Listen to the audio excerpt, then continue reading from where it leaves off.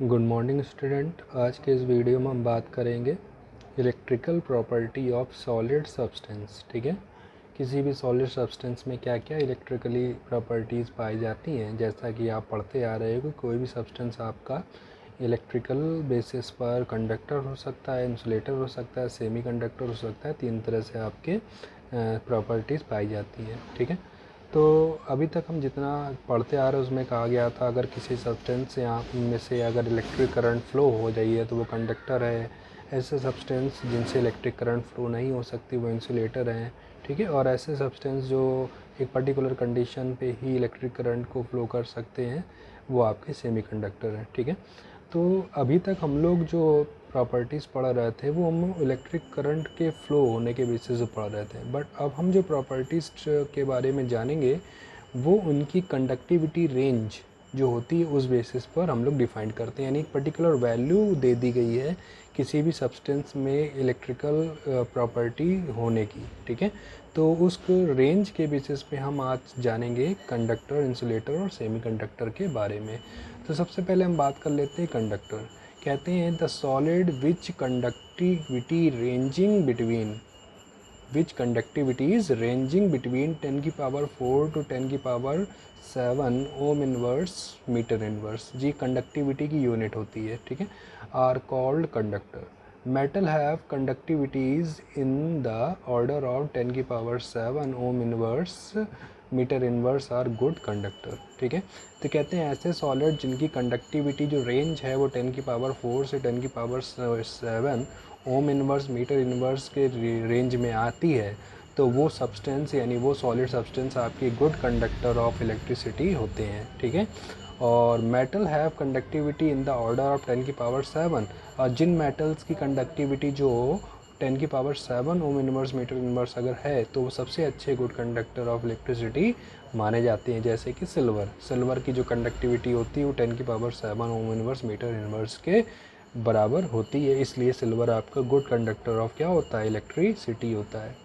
Insulator में क्या होना चाहिए, कहते हैं these are the solid with very low conductivity ranging between 10 की पावर -20 टू 10 की power -10 ohm inverse metre inverse. कहते हैं ऐसे सॉलिड जिनकी कंडक्टिविटी रेंज जो है 10 की पावर -20 से 10 की power -10 ohm inverse metre inverse की रेंज में आती है तो ऐसे सब्सटेंस को हम लोग नाम देते हैं या सॉलिड को हम लोग नाम देते हैं इंसुलेटर। ठीक है, यानी उनसे इलेक्ट्रिक करंट फ्लो नहीं हो सकती क्योंकि कंडक्टिविटी रेंज बहुत ही कम है, 10 की पावर -20 से 10 की power 10 ohm inverse metre inverse की रेंज में आ रहे हैं।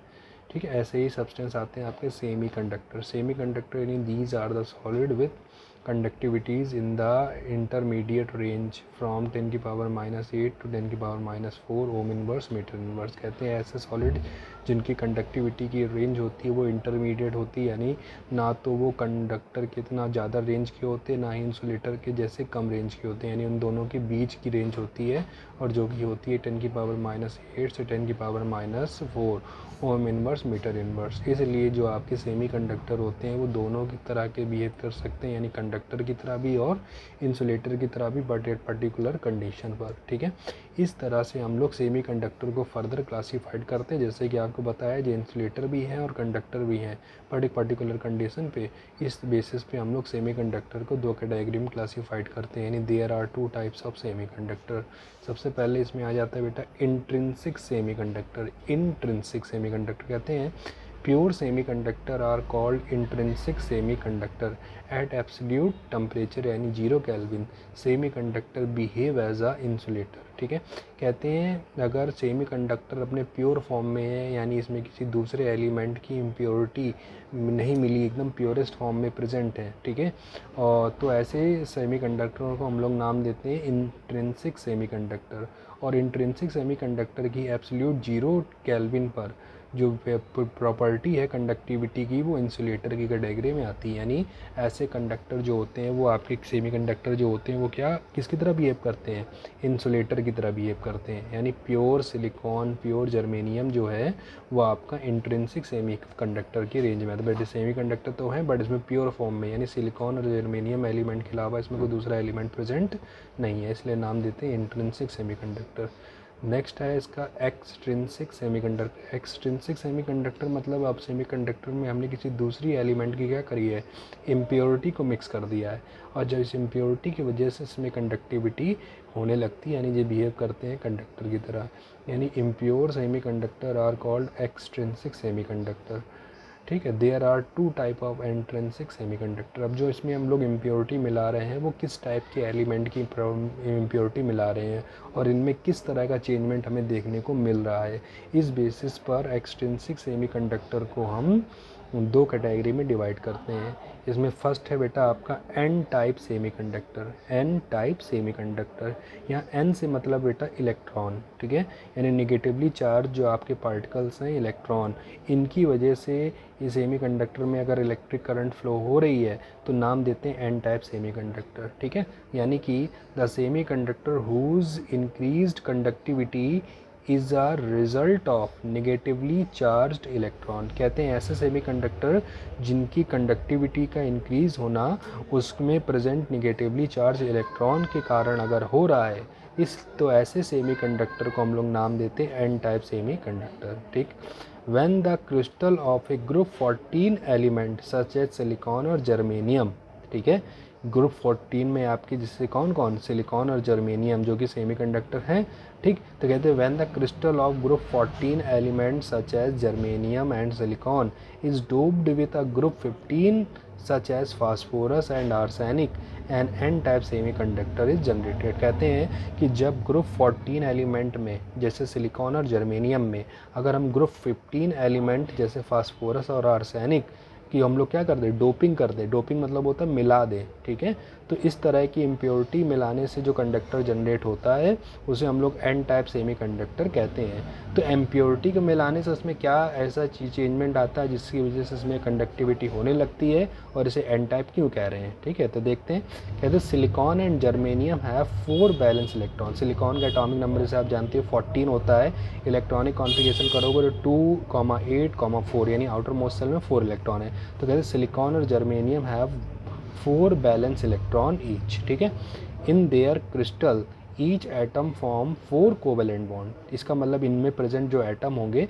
और सिलिकॉन एटम ही होंगे, तो इसका मतलब हर silicon atom other silicon atom के साथ क्या कर सकता है, 4 कोवेलेंट बॉन्ड बना सकता है।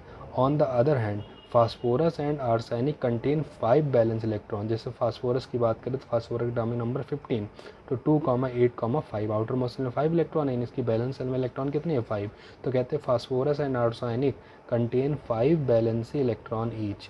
व्हेन सिलिकॉन और germanium is doped with phosphorus और arsenic the latter occupies some of the lattice site. ठीक है, तो होता क्या है कि जब इसमें हम लोग क्या करते हैं कि सिलिकॉन और जर्मेनियम में फास्फोरस और आर्सेनिक की इम्प्योरिटी मिलाते हैं, ठीक है, तो इसके में प्रेजेंट जो 5 इलेक्ट्रॉन है, फास्फोरस और आर्सेनिक के जो 5 इलेक्ट्रॉन है वो सिलिकॉन के सिर्फ 4 इलेक्ट्रॉन के साथ ही बॉन्ड कर पाएंगे और एक इलेक्ट्रॉन उसमें क्या बच जाएगा, फ्री फॉर्म में रह जाएगा, यानी वो उस क्रिस्टल लैटिस में बॉन्ड फॉर्म नहीं कर पाएगा। यानी 4 out of 5 electron are used in the formation of 4 covalent bond with 4 neighbouring silicon और जर्मेनियम एटम। तो फास्फोरस और जो आर्सेनिक के 5 इलेक्ट्रॉन हैं तो सिलिकॉन के क्या करते हैं, 4 इलेक्ट्रॉन से बॉन्ड कर लेते हैं। ठीक है, सिलिकॉन और जर्मेनियम के जो इलेक्ट्रॉन हैं उनके साथ बॉन्ड कर लेते हैं और the remaining 5th electron become delocalised and increases the conductivity of the doped silicon और जर्मेनियम। और जो बचा हुआ 5th इलेक्ट्रॉन होता है वो पूरे में डिलोकलाइज्ड यानी पूरे में मोशन करता रहता है और पूरे में मोशन करने के साथ वो क्या करता है, सिलिकॉन और जर्मेनियम की कंडक्टिविटी को बढ़ा देता है। ठीक है, जिससे वो किस में कन्वर्ट हो जाते हैं, कंडक्टर। और इस कंडक्टर में जो इंक्रीमेंट हो रहा है वो उसमें present electron negatively charge electron की वजह से हो रहा है ना, इसलिए नाम दे रहे हैं निगेटिव मतलब एन टाइप सेमी कंडक्टर। यहाँ इस ग्राफ फिगर में आप देख सकते हो जो एक एन टाइप हमने सेमीकंडक्टर बनाया है सिलिकॉन का। तो इसमें हमने क्या करा, सारे सिलिकॉन आइटम है, इन सिलिकॉन आइटम्स में हमने कुछ सिलिकॉन आइटम को हटा करके वहाँ फास्फोरस को ला दिया। फास्फोरस के आउटर मोस्ट सेल में 5 इलेक्ट्रॉन थे, तो 5 में से 4 इलेक्ट्रॉन ने तो क्या करा, अदर सिलिकॉन के इलेक्ट्रॉन के साथ बॉन्ड कर लिया और जो 5th इलेक्ट्रॉन है वो फ्री रह जाता है और पूरे क्रिस्टल में क्या करता है, रोटेट करता रहता है और इसकी कंडक्टिविटी को इंक्रीज़ कर देता है। इसलिए इसको नाम दे रहे हैं एन टाइप सेमी कंडक्टर। ठीक है, तो ये था आपका एन टाइप सेमी कंडक्टर। अब हम बात करेंगे पी टाइप सेमी कंडक्टर, जिसको हम देखेंगे नेक्स्ट वीडियो में। तो आज के वीडियो में इतना ही।